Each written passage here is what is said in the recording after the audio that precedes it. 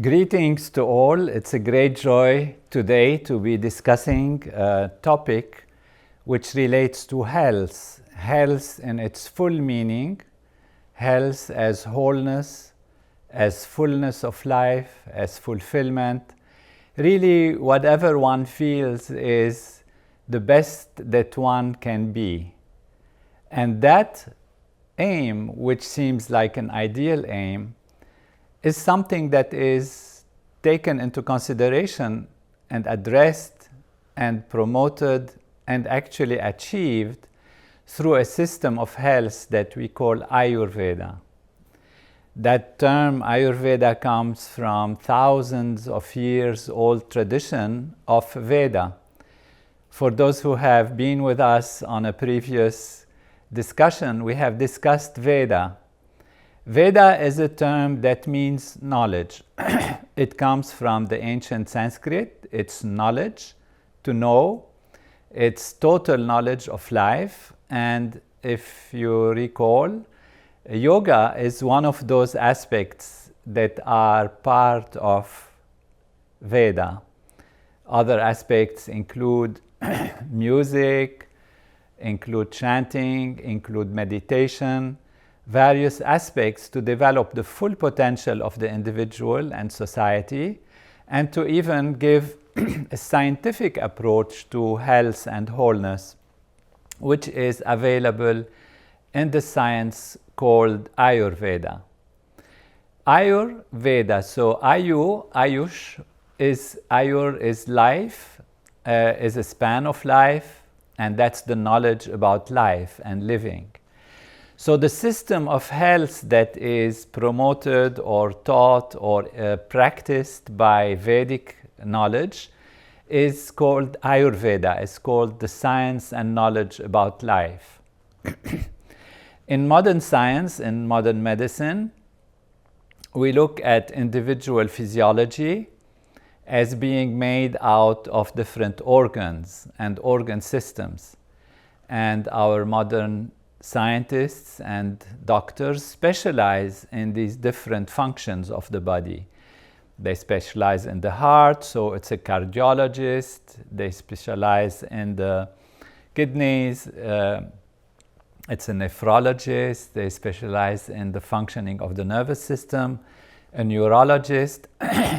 And often these different parts of the nervous system or parts of the physiology are seen as separate organs or separate systems working as if independently, but of course we know that they are connected. Now, in this ancient system of Ayurveda, there is something more profound in terms of the basic functioning of the individual and the individual in relation with the environment. So, at the basis of all these organs, which of course are very much there, they are taken into consideration and understood, there are principles. And these principles are basic constituents, basic motivating factors, basic structural mechanisms that uphold all of these organs and actually unify them together in wholeness, in a greater wholeness. If we step from just the organs to what makes the organ function, how the organ functions, which means, for example, what happens in the physiology, we have the structure of organs and organ systems. We have the transformations that these organs and organ systems go through. We have the movement, the change, the growth, the transforming values, and the moving aspects that make, for example, one organ communicate with the other or connect with each other. And these are therefore very fundamental values that are basic, very basic in the human functioning and the human physiology. The movement, for example, how things move, how the hormones move, how the blood moves, how the oxygen moves, how the electrical activity in the nervous system moves. All of these are movements. And so in the ancient Ayurvedic system, the movement itself is a basic principle that can be healthy or that can be damaged. And therefore, more basic than just the organ itself and how it functions on its own level, there is the principle of how things move, the energy that makes it move. Now, the organs also get transformed, they change, and this changing value, which allows them to move from one situation to another, from one situation to another, to evolve, to create change and steps of progress, and, for example, to metabolize things, to digest things, which means you take some kind of food, it becomes something else, it is divided and ground into small pieces, and then these pieces are reassembled to become the organs and organ systems, what we call in modern science metabolism. But all of this reconstruction and transformation and change, which includes change and modification of information on the mind level, of food on the digestive level, of hormonal activity from one state to the other on the hormonal level, etc., is also an important principle. And that principle is a principle of metabolism that is also very valuable and very important, and is not just limited to certain organs, but it's a general principle, which means how our physiology is able to move and transform things one state to another, from one state to another. A third aspect which is very important is the structure. Structure is very important because if the structure is not cohesive, coherent, is not solid, it's not maintained together well, then the physiology cannot function properly. And the structure is a principle, a quality, which of course is available in every organ of the body, independent of which organ is. So we see these three values, which are more basic than just individual organs, and which actually is present in all of the organs and all of the aspects of the physiology. And in the ancient times, they have a name. So they gave them a name so that they are referred to as specific values. The value of movement, which is to move, moving, changing, and like that, moving from one situation to another, is called Vata, V-A-T-A. The principle of transformation and metabolism and change is called Pitta, P-I-T-T-A if you like, or one T, but Pitta is a little stressed on the T, so Pitta. Vata is movement, Pitta is transformation, and then the third part, which is the structure, the solidity, the wholeness of and integrity of the structure, is called Kapha. So Kapha is the principle that maintains structure and solidity and strength of the physiology as a basic principle underlying all activities and all structures and functions of the human physiology.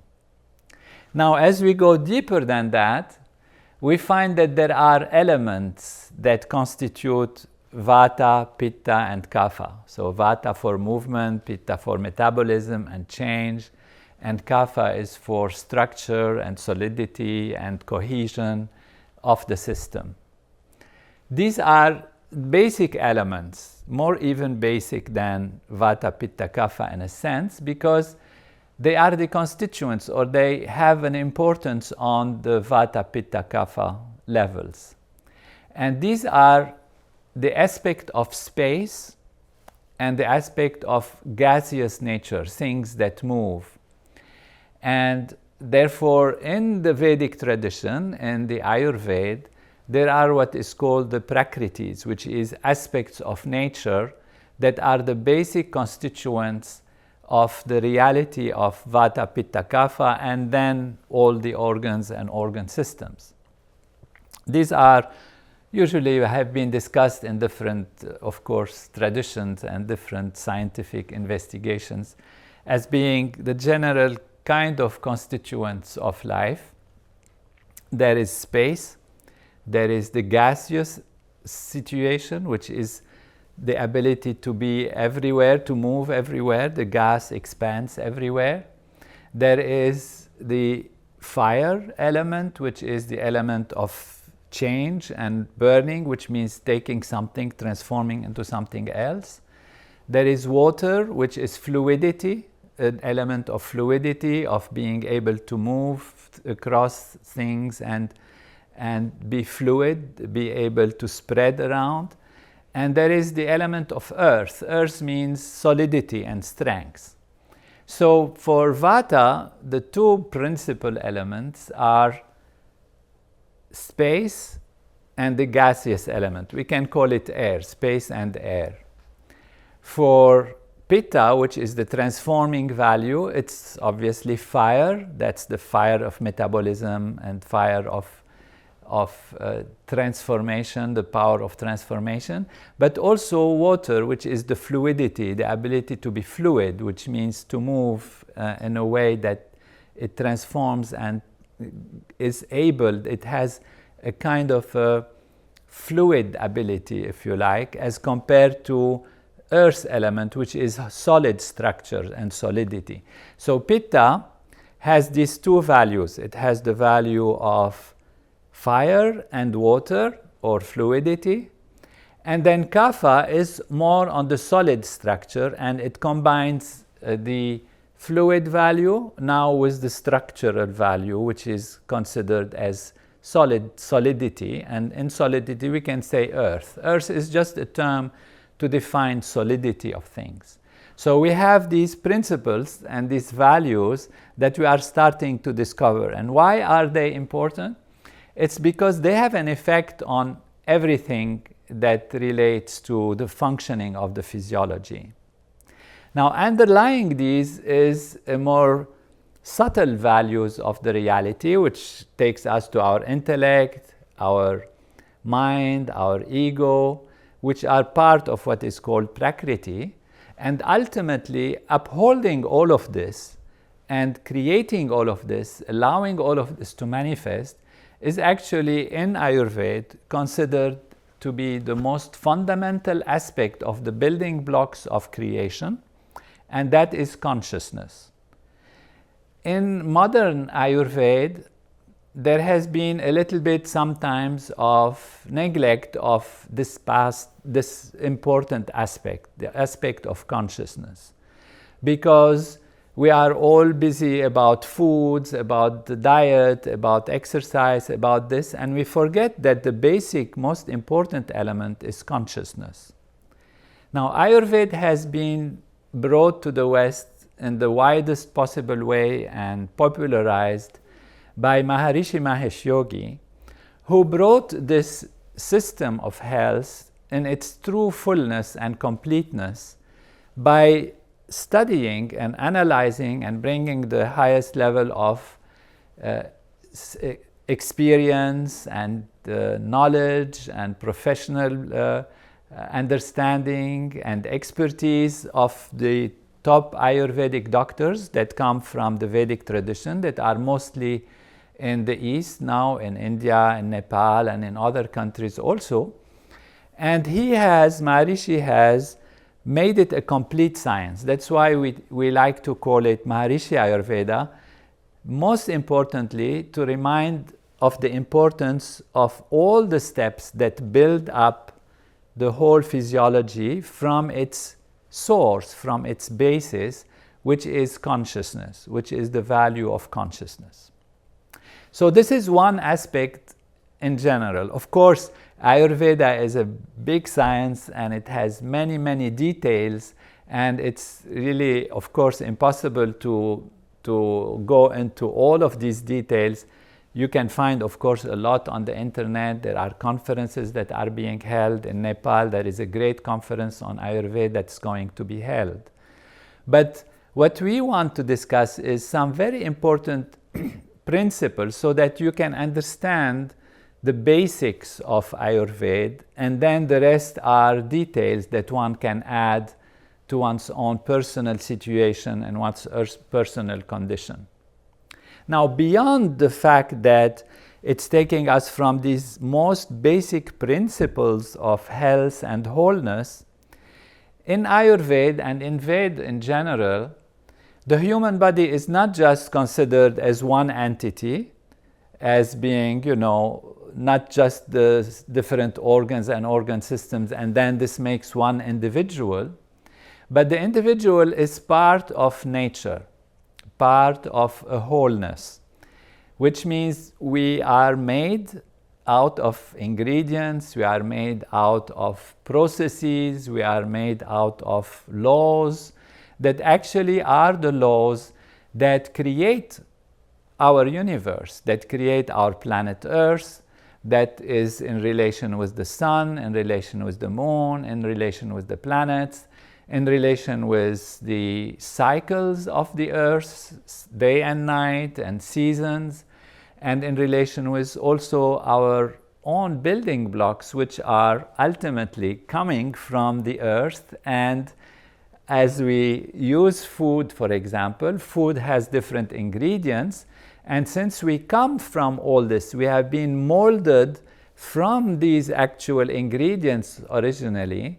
These ingredients have a very intimate relationship with our physiology, with our body, not only in terms of nourishment. For example, in modern science, we have some basic discussions about the nourishment that is needed. For example, enough proteins, enough carbohydrates, enough fat constituents, because they need, to build different building blocks in the body, and different vitamins, different minerals are present more or less in fat-soluble things versus protein to build the muscles versus sugar to nourish, the brain and the dynamism and burn calories so that we are active and all of that. All of these values are, of course, important and they are there, but in Ayurveda they take a more important character because they have not just this quality of calories and what kind of calories and just about vitamins and minerals, etc., but they have these qualities also of space, water, earth, fluidity, and fire. And then ultimately, if you put them together to simplify, they have these qualities of Vata, Pitta, and Kapha. Vata, movement. So there are things that enhance movement in general. Pitta, metabolism. There are things, foods, condiments, legumes, fruits, different spices that enhance Pitta. And there are different foods and situations and circumstances that enhance and strengthen Kapha. And so, if we take too much of one, we might balance something and imbalance something else. What is also important in Ayurveda is that our physiology can have a primary value in Vata, Pitta, or Kapha, or combination of those, which means some of us are more Vata inclined, or they have a quality of their mind and body that is on the Vata side. So what is a Vata person? A Vata kind of characteristics. The Vata person, when the Vata is balanced and it's in proper shape in the physiology, then the person is energetic and vivacious.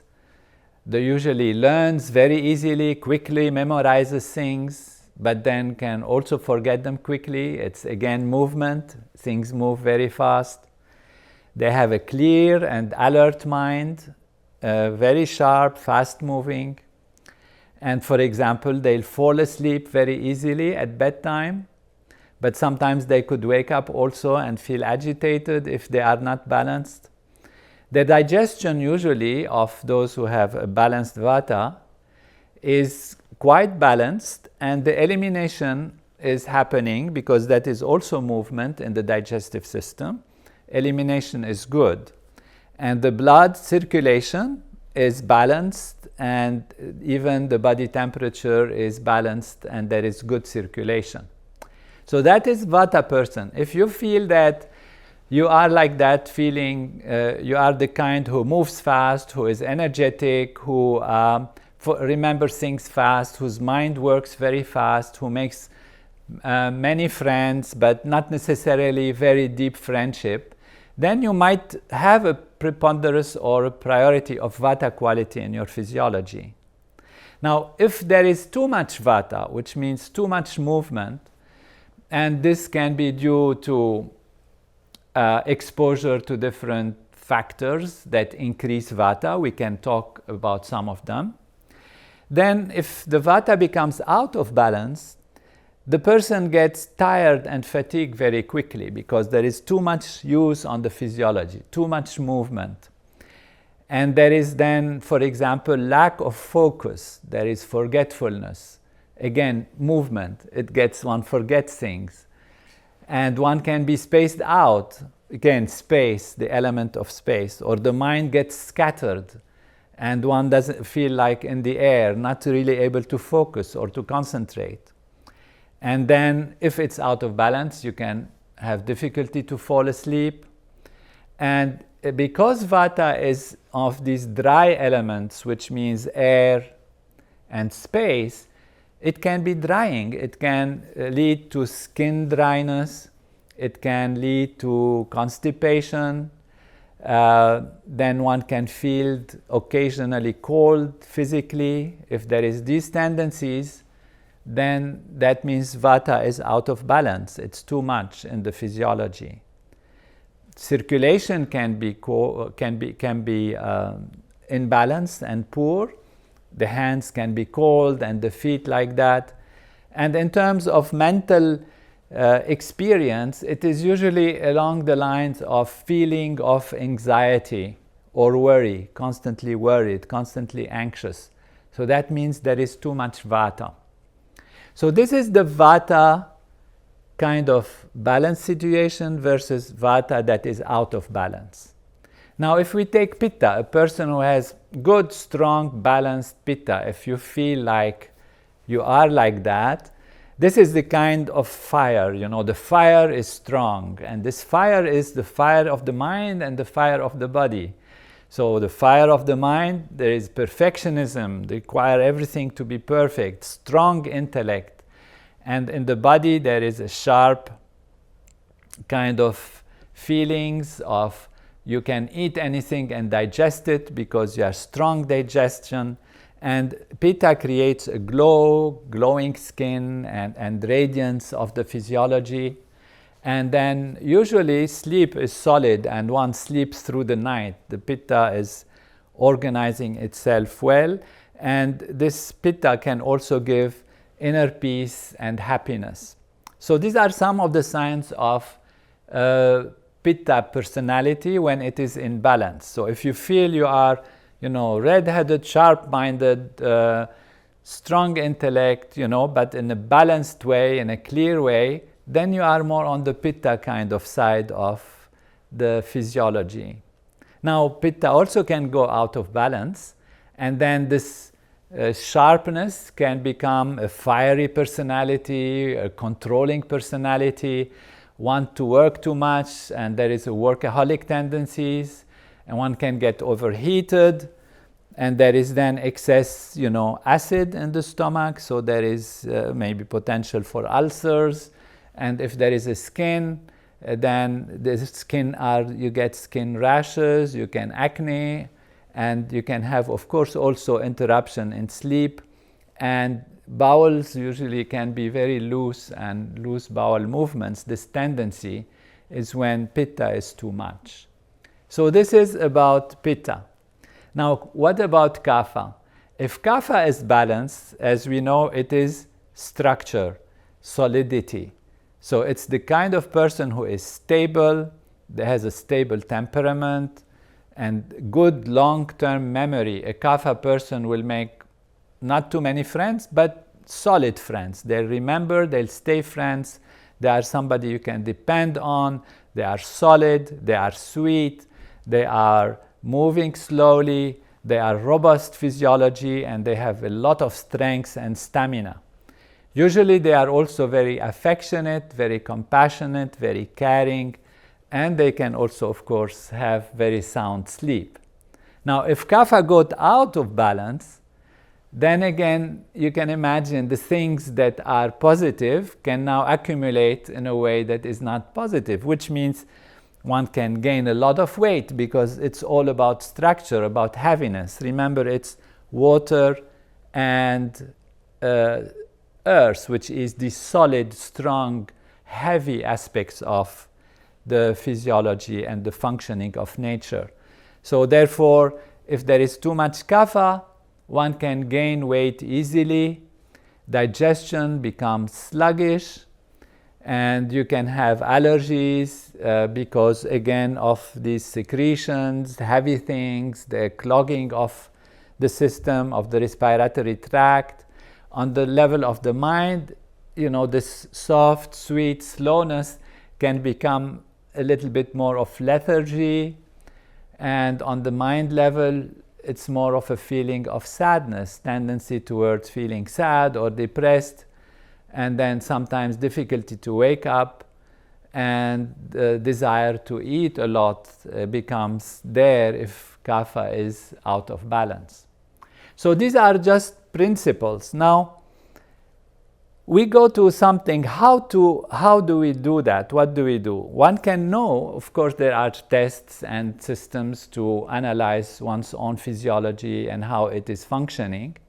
But it's something very important to realize is that also the time of the day, the food we eat, the time of the season, they influence Vata, Pitta, Kapha.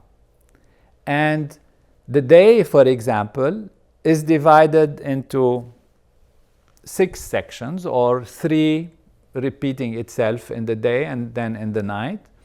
And it starts, we can say, from the morning, let's say from 6 o'clock in the morning till about 10 o'clock in the morning. This is the Kapha time. This is the time when one is waking up, one is fresh and soft and like that.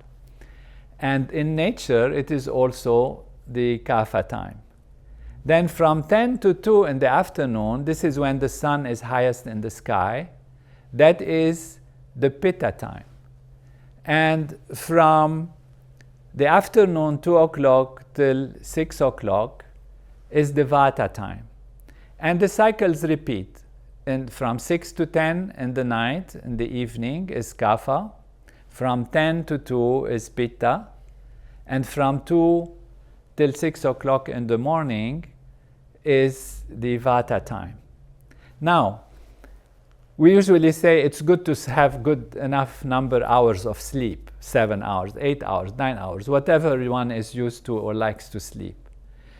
And that is like a general thing. But in Ayurveda, it's not just the hours of sleep, it's the quality of sleep. For example, from 10 to 2 in the night is the Pitta time. Now, we said Pitta is change and metabolism, but in the night, it is really cleaning up, transforming the physiology, digesting the memories of the day, sorting out things, and correcting the physiology. And nature is in that quality of functioning. So that is why it's very important that we go to bed before 10 o'clock and we wake up, hopefully, if we can, before the Kapha time. So we wake up before 6, that is ideal. And that would be the best time, for example, to do your yoga asanas and do your meditation. Because that is the time when one is settled and there is the freshness of the morning, and then that prepares for an activity that is healthy. For eating during the day, the best time is to eat in the middle of the day when the Pitta, the digestive system, the transforming, the fire, is most important. So the main meal should be actually in the noon time, when the sun is highest in the sky. And like this, there are many factors that influence seasonally also, during the day rhythms also, the physiology. So if one has a lot of Vata, for example, one has to be careful what time they sleep, what time they eat, what kind of food they eat, and be even more careful during those times that can aggravate the Kapha or the Vata or the Pitta, depending on the situation. And also be more careful for the seasons, because we are part of nature, and the cycles of the day and night influence our physiology as well as the cycles of nature. For example, the summer, you can imagine hotter, sun in the sky, that is more of a Pitta season. The springtime, late winter time, the coolness, the things are building up structure, nature waking up and starting to build up, and all of that. This is the Kapha time. When we come to the fall, after the summer, and the summer has created this hot red leaves and all of that, but now the fall comes, there is movement, there is air, the leaves fall, things are kind of going away from each other like that. That is a season of Vata. So we have to be very careful if we have a tendency for exaggerating Vata, that we would be careful in the fall season. We can say that even life has different qualities. The middle part of the life is a Pitta, dynamic, active person. The first part is the building up of the physiology, soft, sweet, round, solid kind of part of life is Kapha. And then at the end of life, some wasting, some kind of like that, that is more of the Vata quality. So these are the cycles of life, and even nature now, modern science is discovering that these values are very important because even medicines that we give depend on individual physiology and the way we metabolize the food, at what time we should give different kinds of food. That's what's called chronobiology, which means taking into consideration the rhythms and the cycles of nature, the cycles of the body. Foods, herbs, plants, they all have qualities that are Vata pacifying, Pitta pacifying, or Kapha pacifying. For example, the Vata pacifying foods, which reduce Vata if you have too much Vata, are sweet things. And these include, natural sweet food like fruits, most grains, some root vegetables, milk, ghee, fresh yogurt, like that. Nuts and seeds. Oils also are very Vata pacifying because they are heavier. And natural sweet foods are like that. Then we have sour things that are also Vata pacifying, like lemon juice, and vinegar. We have other taste that is pacifying for Vata, is the salty tastes. And if we look at the pacifying, things, we can say what to minimize, because there are things that can increase Vata. And what increases Vata are the pungent foods, the spicy foods, the hot flavors, and the bitter things like bitter greens, collard greens, Jerusalem artichokes, like that. These are things should avoid if you have too much Vata. Astringent things also should be avoided. Astringent is basically a taste of dryness, flavor, it's like a chalky taste that dries the mouth. Like that, and we have then the Pitta pacifying foods, and in terms of their qualities, these are usually the sweet things. Also they pacify Pitta. The bitter things, they pacify Pitta, and the astringent things pacify Pitta. And in terms of what you should minimize if you have too much Pitta, Again, of course, you would imagine the spicy foods because it's hot. These hot flavors, the radish, the chilies, the turnips, raw onions, they increase the pitta, so you should avoid them. The sour foods also should be minimized, like vinegar, fermented foods, and hard cheeses. And the salty things also should be avoided for pitta. Now, for kapha, the pacifying foods, you can emphasize now, to the contrary, you want to emphasize the pungent, because as you know, kapha is solid, is strong, is sticky, and you want it to be moving and burned and all of that. So the pungent, spicy foods are very good for pacifying kapha.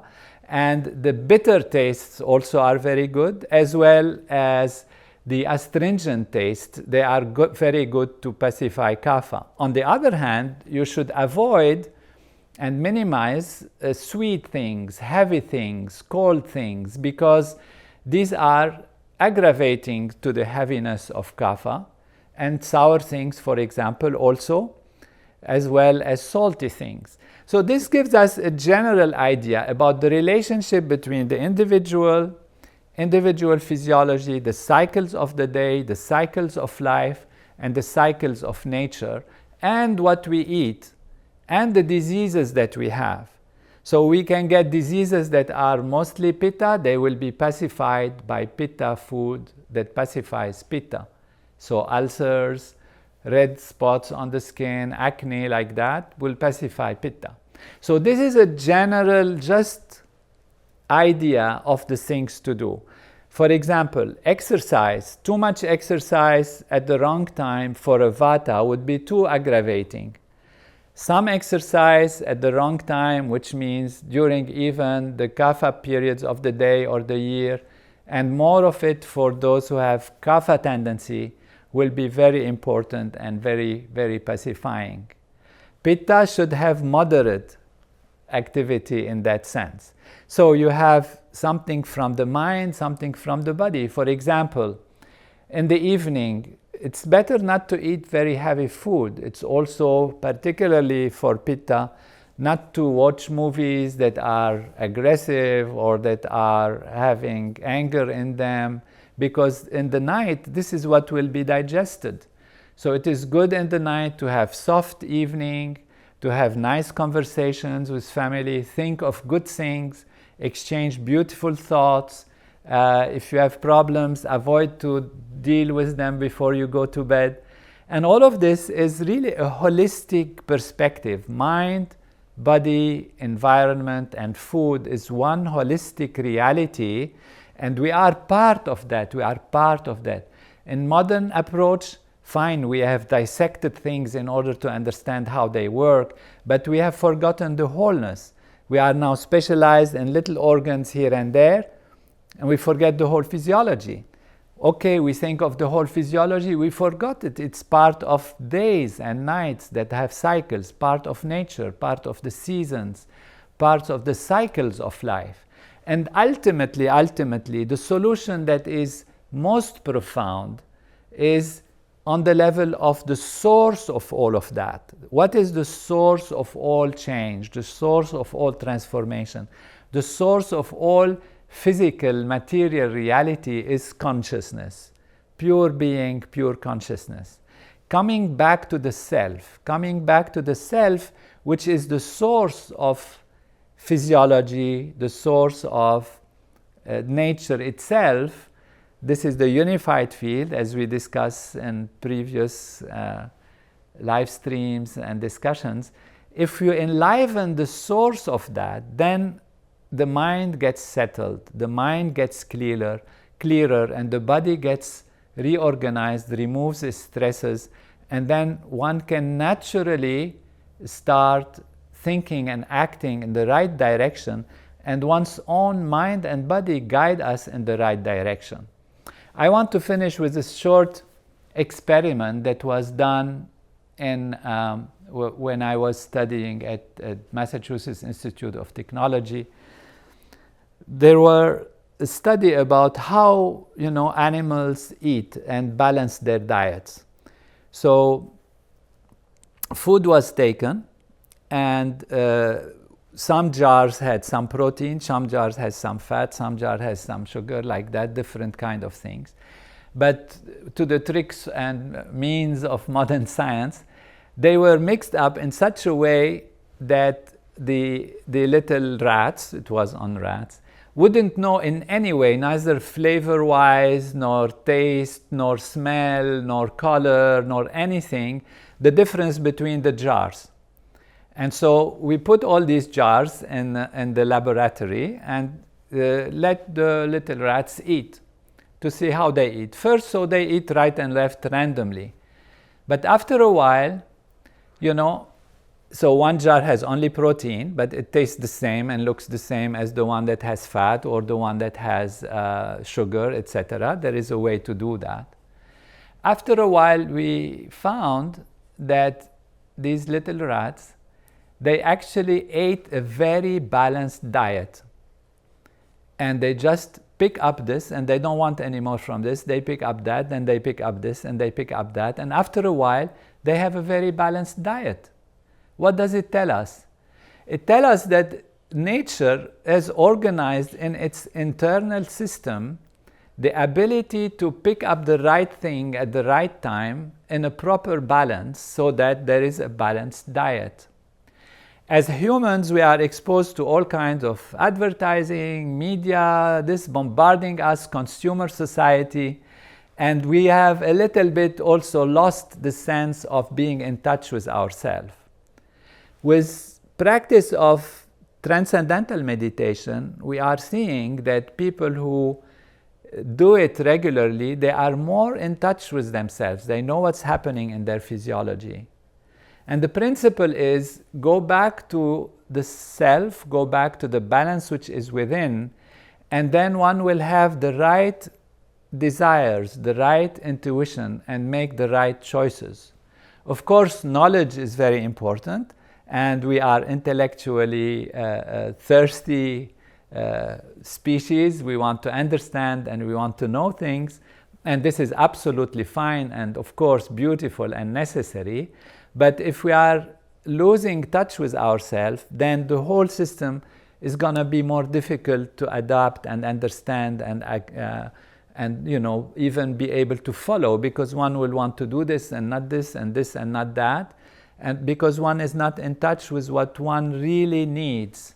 And that is why we say, for this reason and for million other reasons, the development of consciousness is very important and very profound. And this is why we like to call Ayurveda Maharishi Ayurveda, because it was Maharishi who brought the light, the full value of Ayurveda and the value of development of consciousness as the most basic aspect of Ayurveda that will allow life to be lived in its fullness, in its true holistic nature, on the level of consciousness, mind, body, intellect, ego, environment, the physiology, and the cycles of nature.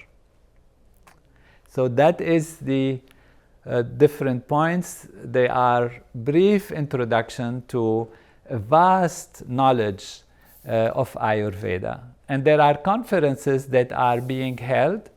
There is a conference in Nepal that is, what is the title?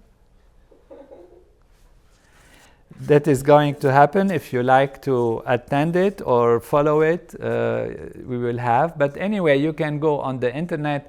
Somebody chatted it on the comment. Very good. But you can, you know, go on the internet and check. There are many of these things have been discussed extensively on the internet. Even you can just maybe Google VPK Ayurveda, V for Vata, Pitta, Kapha, VPK Ayurveda. And you will get directed to sites which all of these things are described in great detail, and there are even tests you can take to know what's your body type and, you know, the kinds of food. They are all listed.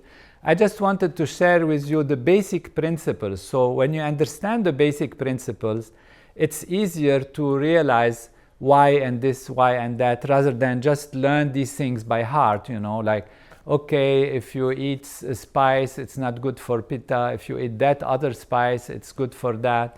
But now, hopefully you know more how the whole thing works and why it works like that. We have a few questions, and one of them is, does the transcendent state balance doshas? This is from Jonida. Exactly that, exactly that. You see, transcendence is going to the unified field. The unified field is the source of all there is in creation. Physics has looked at what is the universe made of, including stars, trees, humans, animals, everything. And when you look, they are made out of molecules. Molecules are made out of atoms. Atoms are made out of elementary particles. And then they found that these elementary particles are actually made out of fields.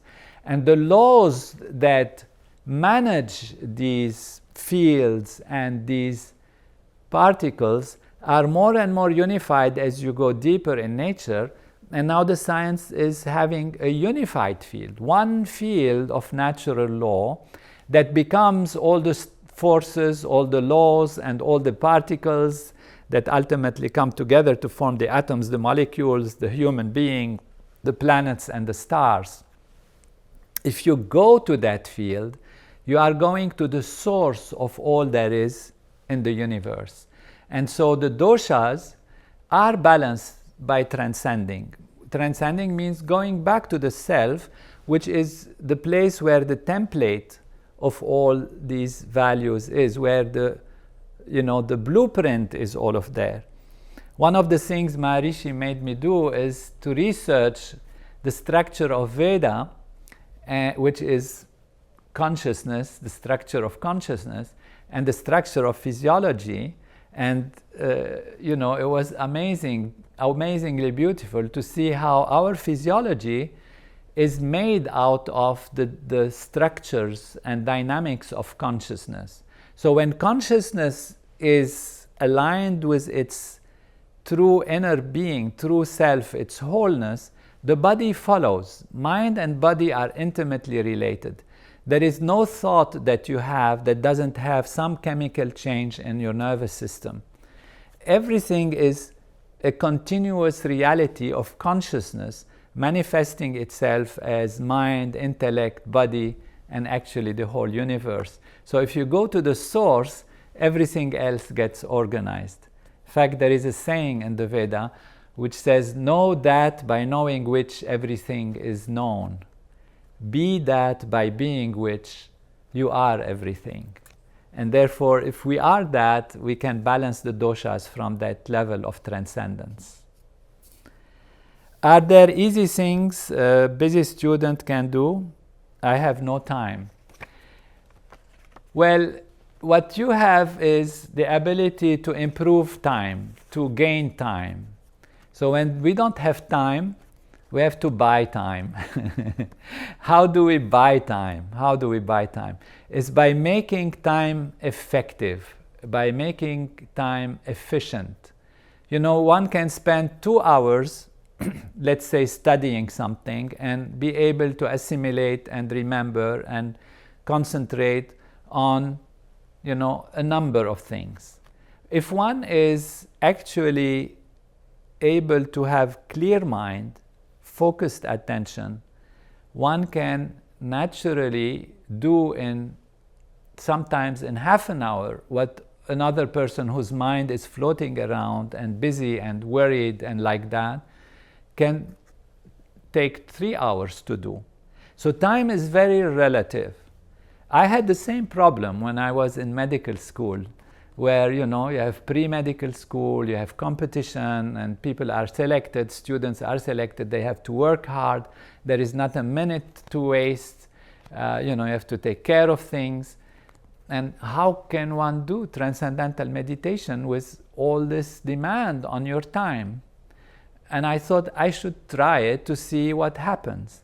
And if you practice it, I started to feel my ability to focus, my ability to solve things, my clarity.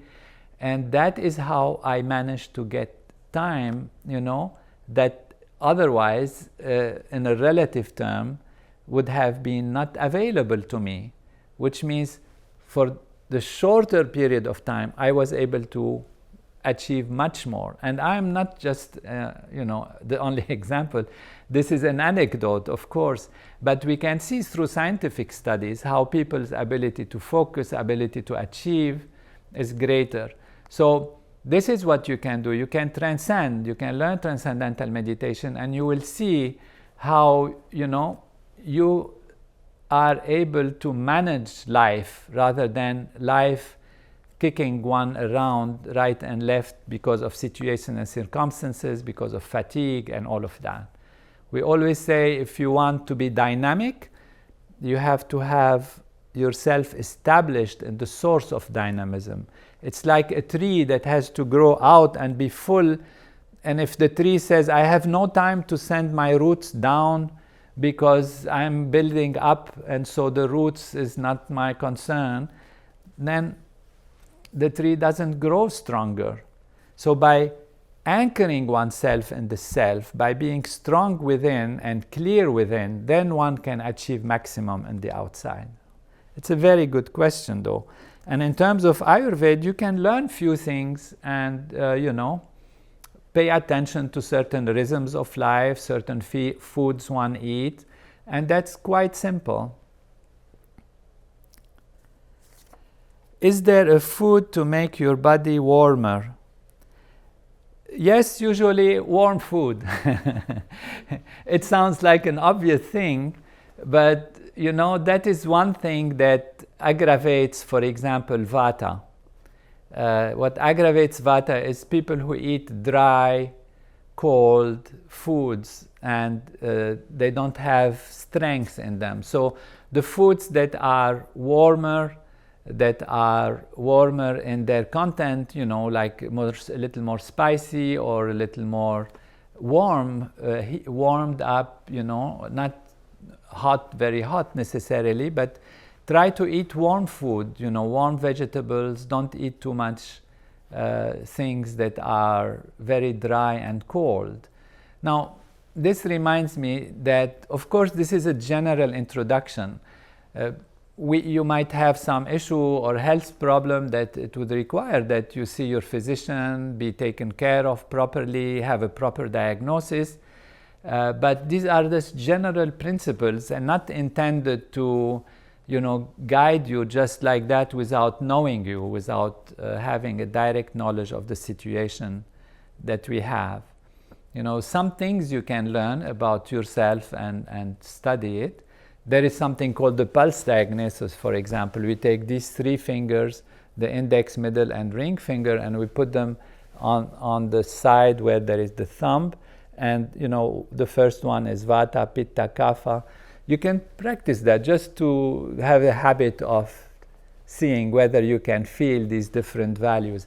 But we have courses and there are different programs to teach all of these and guide through specific values of Ayurveda.